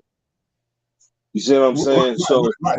That's what I was saying. It's you got different types of Nephilim. You got the those one with the ITE on it is a cutoff of Nephilim. So what those spies saw was Nephilim, the sons of Anak. Them was Nephilim. Nah, that's not. No, that's what I'm saying. Like, no, what I'm saying is from everything. So, for instance, right? So they all had a understanding of what the Nephilim were, that they were giants, and that's why I'm stressing is when God said, "Yo, spy out the land, it's milk and honey, and I want y'all to take it," and things of that nature. Was it that they saw Nephilim figures? So we talking, right? Let's look at what we talking about. We talking about after 400 so-called years, right? Or 200 and something odd years. That's what we know it to be. Around 200 and something odd years in captivity in Egypt. And now these people are in the wilderness for 40 years, and then they go into a spy out of land, and they see some folks that are abnormally huge. Right? That's what they're seeing. Abnormally huge people that the Hebrew idiom comes in where they're referring to them as the Nephilim pre-flood. Right. But they're not that big. You see what I'm saying? So they're seeing some people that are abnormally giant, 7, 10 feet tall. They're not 30, 40, 50 feet, you know, in this land. They're seeing a people that are, 10 feet, 15 feet maybe. And they're like, yo, we're like grasshoppers to them. Because that's something we would say today. That's you know what I'm saying? That's the point I'm trying to bring out. Because we understand God destroyed that species of creature. And from the time that Noah's wife was brutally, you know what I'm saying, concepted with a child, or I don't know the political correct term for what took place. I don't want to say that other shit on YouTube, but after that, we talking at least 1,000 years done passed now. So for them to still be like 50, 70, 80, 90, 100 feet tall, I don't think that's what they saw when they went out to spy the land. But the idioms dealing with the Hebrew is, yo, these people, yo, we grasshoppers to them. So these were so, like, you know what I'm saying? If I'm standing next to Shaq, I'm a grasshopper. Right.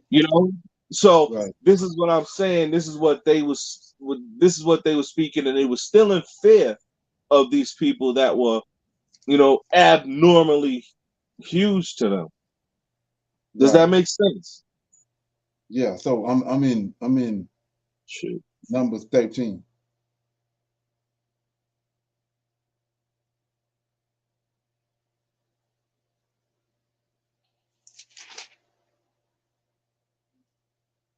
Okay.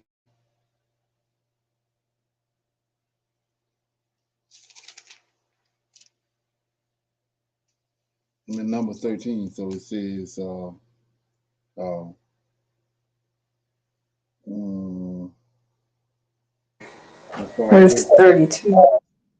huh? He was talking from verse 32 in Numbers. 13, verse 32. It's not a 30. Okay, yeah, yeah. So it says, I'm starting at verse, verse 17. It says, Moses sent them to spy out the land of Canaan. And he said unto them, get you up to up this way southward and go up to the mountains and see the land. Go up to the mountains, right? Mountains. We know what's in the mountains. So see the land, what it is, and the people that dwell therein, whether they be strong or weak, or few or many, and what the land is that dwell in, wherein the good or the bad, and what the cities they be that they dwell in, whether it tents or strongholds, and what the land is, whether it be fat or lean, whether there be wood therein or not, and be of good courage, and bring the fruit of the land. Now the time was the time of first ripe grapes. So they went up and searched the land from the wilderness of Zin to Rehob, as men come to Hamath, and they ascended by the south and came to Hebron. Then here we go. See right here? And they saw Ammon, Shimon, Tabith. See that? The children of Anak, right? These ain't Canaanites. The children of Anak were now Hebron was built 7 times before Zoan. So here is Zoan in Egypt. And they came unto the brook of Eshcol. There's a giant. Eshcol is a giant, just like Mamre in Genesis 18. And he cut down thence a branch with a cluster of grapes, and they bore between the two upon a staff, and they brought the pomegranates and the figs and placed them, and they called the brook Eshcol because of the clusters of grapes which the children of Israel cut down from the thence. And they returned from the searching of the land after 40 days. And they went and they came to Moses and Aaron and into the congregation of the children of Israel into the wilderness of Paran and Kadesh, and they brought back word unto them and unto all the congregation, and showed them the fruit of the land. And they told them and said, we came into the land whether thou sendest us, and surely it flowed with milk and honey, and this is the fruit of it. Nevertheless, the people strong that dwell in the land, and the cities are walled and very great. Moreover, we saw the children of Anak. See that? These not Canaanites. The children of Anak is these 3 right here. Eshcol. And so you go back, Genesis chapter 10, verse 12. Resin between Nineveh and Caleb, the same is great city. Then 13. See that I am? Methuselah begot Ludin, Anan, Ludin. Then keep on going. 12. Pesham, all these is, and these Nephilim. Then you get to 15. Then you see the Canaanites. So what the spies saw was Nephilim. That's what I'm trying to show you. The 15 is Canaanite, Canaan descendants. They ain't that tall. So the ones they talking about grasshoppers is in verse 12, 13, and 14. But from 15 on down is a cut off of a Nephilim, which is Canaanites, the Jebusites, the Gergeshites, the Havilites. So what the spies is giving them is the Nephilim they saw. The sons of Anak. In Jericho, right? Well, yeah, but it was 3. It ain't that many of them left. The Nephilim, it ain't that many of them. They saw the sons of Anak. They not Canaanites. That's why he's saying we like grasshoppers. They saw those Nephilim. Yeah. And so if you go, the same thing is to go to Deuteronomy chapter 2. You see what I'm talking about. Go to Deuteronomy chapter 2. And it says, then we turned and took our journey into the wilderness by the way of the Red Sea. And the Lord spake unto me and said me, and we compassed Mount Seir many days. And the Lord spake unto me, saying, we have compassed this mountain long enough. Turn ye northward. Yeah, mountain. When I see mountain, we know what's on the mountain. So he says, 14, and command all the people, saying, ye are passed through the coast of your brethren, the children of Esau, which dwell in Mount Seir, and they shall be afraid of you. Take ye good heed unto yourselves, meddle not with them, for I will not give you their land. No, not so much as a foot breadth, because I have given Mount Seir unto Esau for possession. Check it out. Ye shall buy meat of them for money, that ye may eat, and ye shall also buy water of them for money, that ye may drink.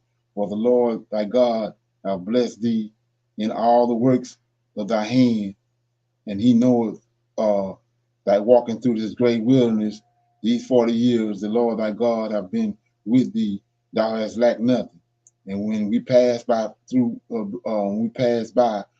our brethren, thy children of Esau, which dwelleth in Seir, through the way of the plains from Elah and from Elon Gaber, we turned and passed by the way of the wilderness of Moab. And the Lord said unto me, check it out. The Lord said unto me, distress not the Moabites. Check it out. Neither contend thou in battle, for I will not give you their land. So check it out. So Most High, Lord of hosts, gave them the land, right, for a possession, because I have given it to Ar. I have given Ar. This is a partial of land unto the children of Lot for a possession. Now watch this. But the Eman dwelt therein time past. So remember, the land was divided up by these 70 angels. So that's where these Nephilim coming from. Giants, right? Yeah. So at first, when the land was divided originally, the actual owner of the land is a fallen angel, and he was got the Nephilim. But now the Moabites still, and these giants are intermingled with these Moabites or whoever this nation is, and so they're not installed. That's where this ITE coming in there. But the original land was owned by a giant. That's why they seeing Nephilim there. And then when people come in there and they start intermingling with them, they're not installed. And you can see that breakdown in Genesis chapter 10. I was saying, you see verse 12, you got I am, them Nephilim. Then you get to 15, got the ITE. That's a cut on off of the Nephilim. All right. So Leonard, let me devil's advocate. Let me slow it down. So yeah, I see it. I see it all day. So what we going is from that moment that the lands were divided, right? The moment where the lands were divided at, that's when all of this was taking place, right? Yeah, but I'm saying who he divided land up with, angels or Nephilim? The 70 angels. So or the 200 angels or however. But this after that, the 200 angels came down before the flood, and the 200 angels came up on Mount Hermon before the flood during the time of Enoch. Right. These the more angels after the flood. See that? And that's where it was divided at, and these things still was able to take place at that time. Right. That's Mamre. Mamre is one of those 70 angels. Let me look that up. A remnant, yeah, it's in Jasher. I'll look it up when I find it. But yeah, or you can just type it in Google it, and it'll probably take you there. So it was 70 angels after the flood that the earth was divided up on. That's where these Nephilim coming from. But then Canaan came from what Japhet done. Okay. Anybody got any comments or questions? Brother Leonard, that was in Jasher chapter 23 when you was Yeah, talking about Isaac. Yeah, where is it? 23? Yes, sir. Okay.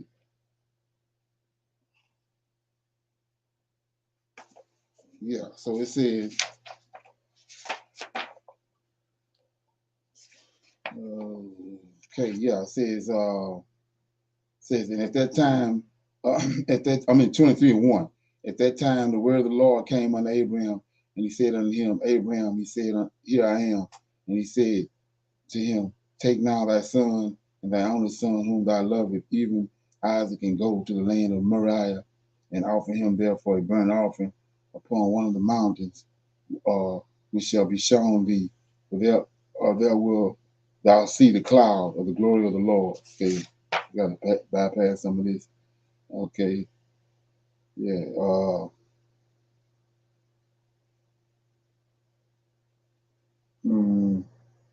Yeah, I'm starting at 20.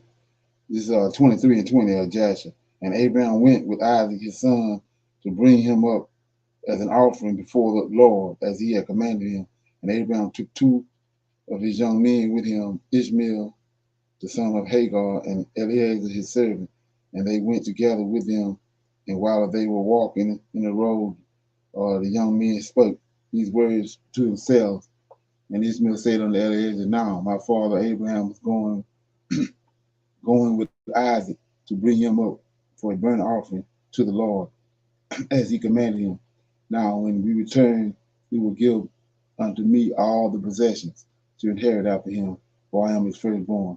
And Eliezer answered Ishmael and said, surely Abraham did cast thee away with thy mother, and swore that thou shouldst not inherit anything of all he possessed. And to whom will he give all that he has, and with all his treasures, but unto me his servant, who has been faithful in his house, who has served him night and day, and has done all that he desired of me. To me will he bequeath at his death all his possessed. And while Abraham was proceeding with his son Isaac along the road, here he goes. See, Satan, this is a title, just like Melchizedek. This actually is mainly, we're gonna say it in a minute. So Satan came and appeared unto Abraham in the figure of a very old man, humble and contrite of spirit. And he approached Abraham and said unto him, art thou silly and brutish, that thou goest to do this thing this day to thy only son? For God gave thee a son in thy latter days, in the old age, and will thou go and slaughter him this day, because he committed no violence, and will thou cause the soul of thine only son to perish from the earth? So see that this ain't in the King James. So do thou not know and understand that this thing cannot be from the Lord? For the Lord cannot do unto man such evil upon the earth as to say to him, go slaughter thy child. And Abraham heard this and knew that it was the word of Satan, who endowed him to draw him aside from the way of the Lord. But Abraham would not hearken to the voice of Satan, and Abraham rebuked him so that he went away. And Satan returned and came to Isaac, and appeared unto Isaac in the figure of a young man, comely and well favored. And he approached Isaac and said unto him, doest thou not know and understand that thy old silly father bringeth thee to slaughter this day for naught? Now therefore, my son, do not listen nor attend to him, for he is silly old man, and let him not be thy precious soul and beautiful figure be lost from the earth. And Isaac heard this and said unto Abraham, as thou heard my father, that which this man has spoken, even thus has he spoken. And Abraham answered his son and said unto him, take heed to him, and do not listen to his word, nor attend to him, for he is Satan, endowing to draw us aside this day from the commands of God. And Abraham still rebuked Satan, and Satan went from them, and seeing he could not prevail over them, he hid himself from them, and he went and passed before them in the road, and transformed himself into a large branch of water in the road. And Abraham and Isaac and his young men reached the place And they saw a brook large and beautiful as many waters. And they entered the brook and passed through it, and the waters at first reached their legs. And they went deeper into the brook, and the waters reached up to their necks. And they were terrified on account of the water. And while they were going over the brook, Abraham recognized that place, and he knew that there was no water there before. And Abraham said to his son Isaac, I know this place in which there was no brook nor water. Now, therefore, it is this Satan. It is this Satan who does all this to us, to draw aside this day from the command of God. And Abraham rebuked him and said unto him, the Lord rebuked thee, O Satan. Be gone from us, for we go by the command of God. Right? So then it says, let me get it. I guess I'll keep reading. And Satan was terrified in the voice of Abraham, and he went away from them, and the place again became dry land as it was at first. And Abraham went with Isaac toward the place that God had told him. And the third day, Abraham lifted up his eyes and saw the place at a distance which God had told him. And a pillar of fire appeared to him that reached from the earth to heaven, and a cloud of glory upon the mountain. And the glory of the Lord was seen in the cloud. And Abraham said to Isaac, my son, doest thou not see that mountain which proceed at a distance, that which I see upon it? And Isaac answered and said unto his father, I see, and lo, a pillar of fire and a cloud, and the glory of the Lord is seen upon the cloud. And Abraham knew that his son Isaac was accepted before the Lord for a burnt offering. And Abraham said unto Eliezer and unto Ishmael his son, do you also see that which we see upon the mountain which is distant? And they answered and said, we see nothing more than like the other mountains of the earth. And Abraham knew that they were not accepted before the Lord to go with them. And Abraham said to them, abide ye here with the ass, and while I and Isaac my son go to the yonder mount and worship there before the Lord, and then return to you. And Abraham took wood and burnt offering and placed it upon his son Isaac. And he took the fire and the knife, and they both went to that place. And when they were going along, Isaac said unto his father, behold, I see here the fire of wood. Okay. It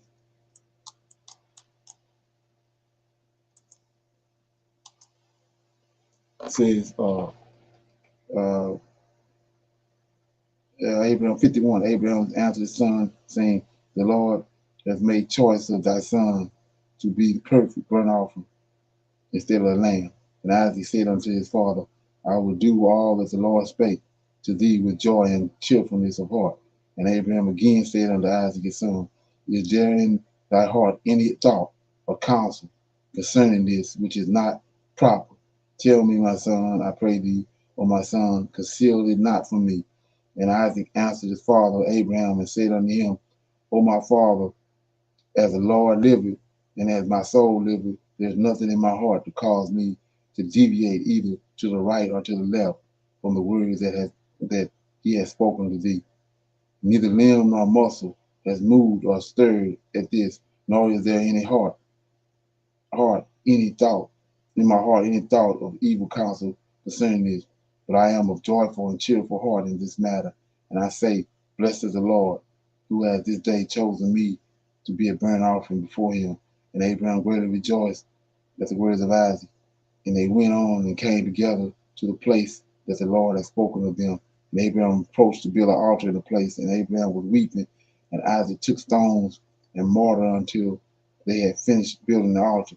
And Abraham took the wood and placed it in order upon the altar, and which he had built. And he took his son Isaac, bound him in order to place him upon the wood which was upon the altar, to slay him for a burnt offering before the Lord.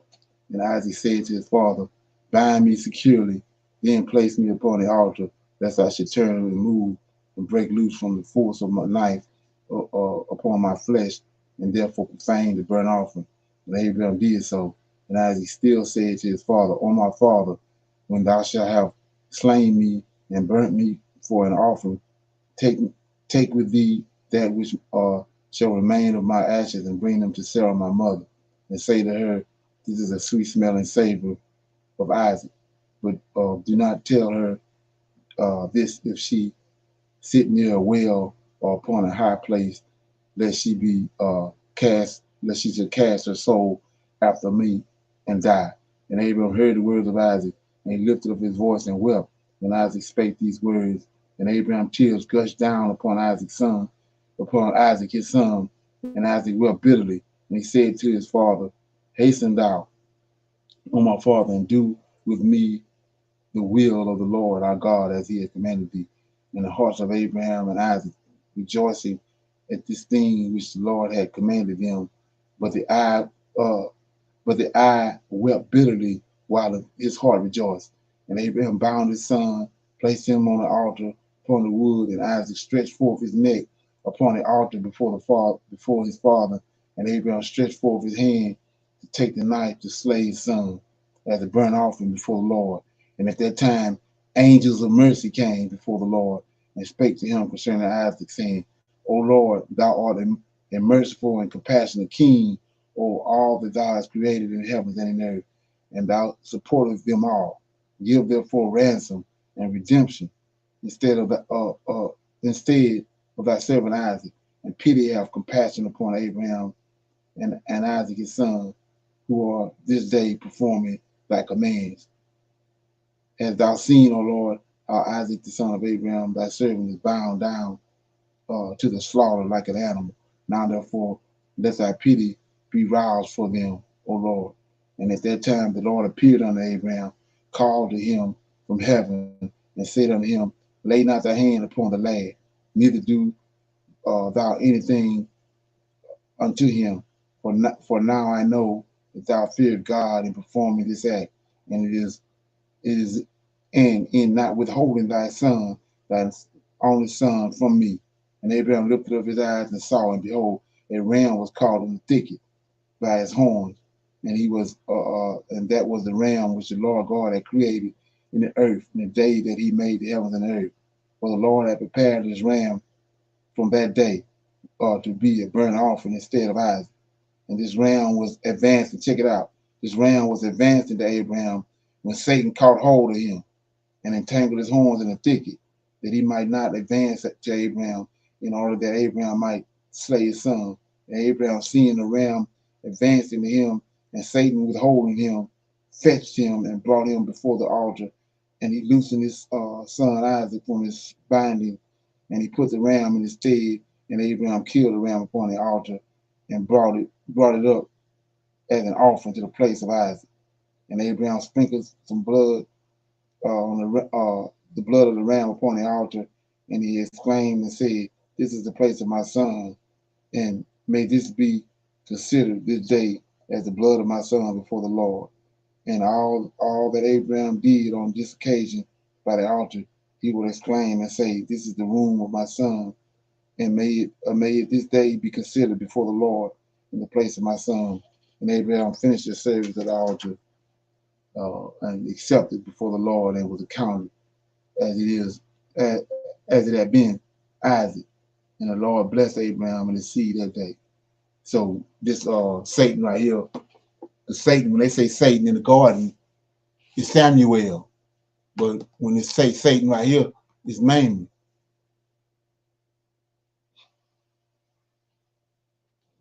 So it's like I was saying, the title Satan is not just name as a title, just like Melchizedek, but it's an actual being there with a name. You have to understand that.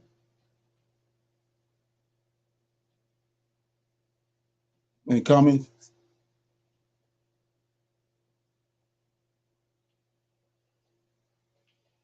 And so another thing too to understand about that is the Bethel. When they saw the ladder, Jacob saw the ladder. They in that same place where those angels coming in at.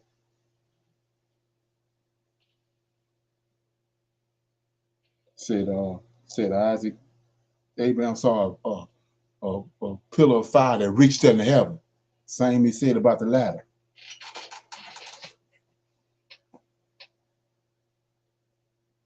Anybody got any comments before we go?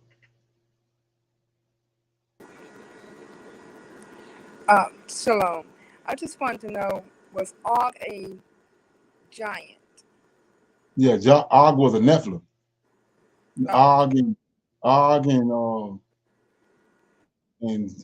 Zidon. If you go to Jasher, let's go to Jasher right quick. This is focusing on the point I was making too right here. So you go to Jasher and go to, well, I think it's chapter 5.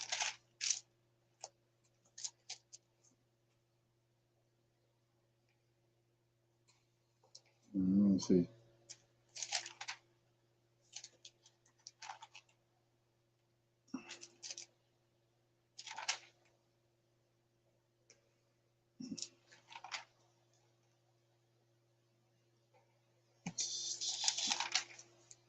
So it's a difference in those Amorites. That's the reason why he mentioned the Amorites he said the time of the Amorites hadn't came yet.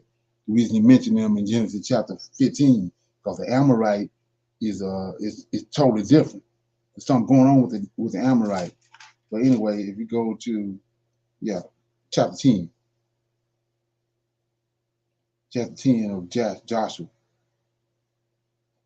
Now it came to pass when Adonizedek, king of Jerusalem, had heard how Joshua had taken Ai and had utterly destroyed it, and he had done to Jericho and her king, so he had done to Ai and her king, and how the inhabitants of Gibeon had made peace with Israel and were among them, that they feared greatly, because Gibeon was a great city and one of the royal cities, and because he was greater than Ai, and all the men thereof were mighty. Wherefore Adonijah, king of Jerusalem, sent unto Adam, king of Aram, and unto Purim, keep on going, and king of Langish, and unto Deborah, king of Salem, come up to me and help me, that we may smite Gibeon, for it have made peace with Joshua and with the children of Israel. Therefore the 5 kings of the Amorites,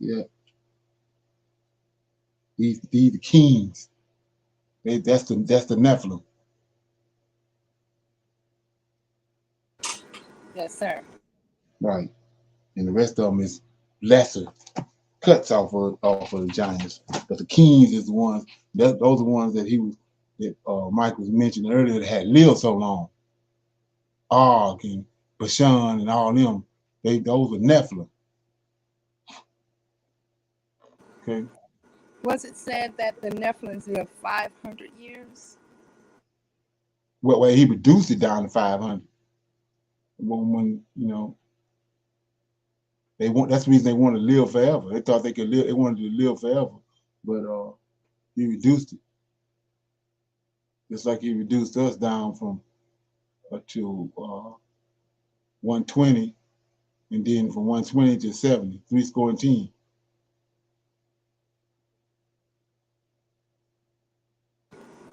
Yes, sir. Okay. Anybody else got anything?